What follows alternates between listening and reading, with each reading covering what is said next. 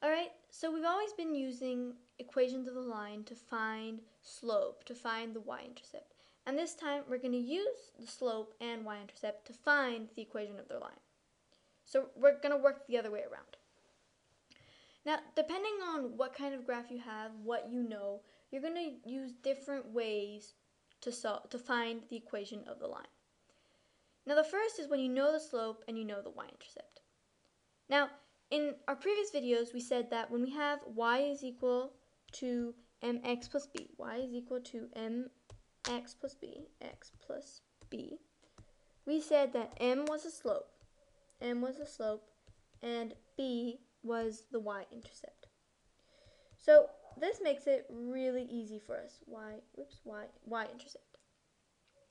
So this makes it really easy for us because if we know the slope and we know the y-intercept, and we know that y is equal to mx plus b, m is the slope, and b is the y-intercept, then we can just use this and we say y is equal to the slope. So that would be 2 times x plus the y-intercept, 2.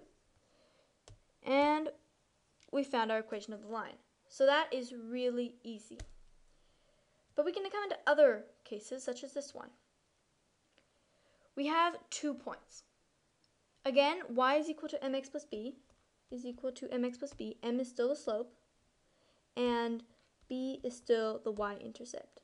So mx plus b, m is still the slope, and b is still the y-intercept. Except we don't know the slope and we don't know the y-intercept. So we have to find those first.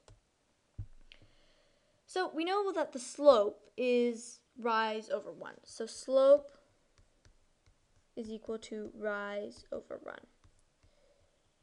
which is really y2 minus y1 over x2 minus x1, which is going to be equal to, so y2, that's 4, minus y1 minus negative 5, over 6 minus negative 3, which is equal to 4 plus 5, 9, over 6 plus 3, 9, is equal to 1.